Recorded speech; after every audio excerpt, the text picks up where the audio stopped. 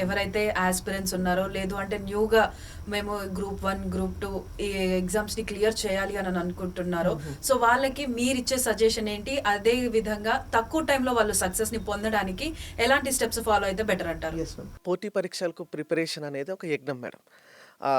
యజ్ఞం అంటే it is your casting somewhere around 1.5 year of your very young age. ఏదైతే మీరు మిరాకిల్స్ సృష్టించగలుగుతారో, ఇన్నోవేషన్స్ మీరు చేయగలుగుతారో, అలాంటి ఏజ్‌ని, అలాంటి టైం పీరియడ్‌ని మీరు పోటీ పరీక్షల కోసం కేటాయిస్తున్నారు. So, you should utilize every minute of yours.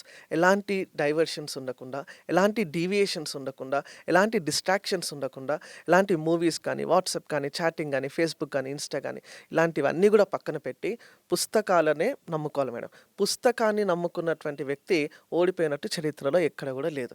So, the aspirant should always be dedicated, always be focused till he reach the goal. Okay. పరీక్షలకు నోటిఫికేషన్స్ వస్తాయి. 2 తెలుగు రాష్ట్రాల్లో వస్తాయి. కేంద్ర ప్రభుత్వ ఉద్యోగాలు కూడా ప్రతి సంవత్సరం విడుదలవుతున్నాయి కాబట్టి ఏదో ఒక ఉద్యోగం సాధించి మీరు ఒక మీ ఊరికో, మీ మండలానికో లేదంటే మీ జిల్లాకో మీరు అధికారిగా వెళ్తే definitely that gives you immense pride and pleasure. ఒక డిప్యూటీ కలెక్టర్ అయ్యారనంటే he is a permanent job madam. ఒక ముఖ్యమంత్రి కూడా 5 ఏళ్లే time period. But deputy collector conferred ఐఏఎస్‌గా వెళ్తాడు, సెక్రటరీగా వెళ్తాడు అండ్ ఎంతోమంది ముఖ్యమంత్రులకు he will be a policy maker. అంటే you are the back face, you are the administrator, అంటే you are the back face of the ruling government. ఏ ప్రభుత్వం అధికారంలో ఉన్నా కూడా వాళ్ళకు పాలసీస్ రూపొందించడంలో you'll be playing a role. మీ యొక్క సంతకం వల్ల కొన్ని వందల ఇల్లు రావచ్చు.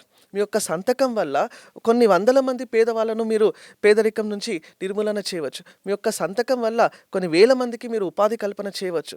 అదే ప్లెజర్ మీకు ఐటీలో కానీ, సాఫ్ట్వేర్లో కానీ, ఇతర ఏ ప్రొఫెషన్లో కూడా మీకు ఆ సపోర్ట్ అనేది రాదు. ఒక ఐటీ ఎంప్లాయీగా మీ కుటుంబాన్ని మాత్రమే మీరు బాగా చూసుకోగలుగుతారు. కానీ ఒక డిప్యూటీ కలెక్టర్గా, ఒక ఉన్నతాధికారిగా మీరు మారితే 100% మీ ఆ గ్రామాన్ని, మీ మండలాన్ని, మీ జిల్లాని, మీ రాష్ట్రాన్ని, మీ కుటుంబాన్ని, మీ బంధువులని అందరినీ కూడా మీరు హ్యాపీగా చేసేటటువంటి ఒక సువర్ణ అవకాశం మేడం. 2026లో జరిగేటటువంటి అన్ని పోటీ పరీక్షలకు కూడా ఆస్పిరెంట్స్ ప్రిపేర్ అవ్వాలి.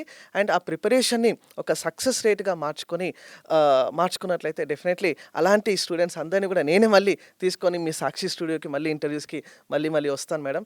ర్యాంకర్స్తో ఇంటర్వ్యూస్ చేయడం అనేది ఒక కొత్త ట్రెండ్. ఎందుకంటే వాళ్ళ యొక్క సక్సెస్ స్టోరీస్ తెలుసుకుంటే ఖచ్చితంగా ఎక్స్పీరియన్సెస్ అన్ని కూడా ఆస్పిరెంట్స్కి తెలుస్తాయి కాబట్టి will do that very soon ma'am.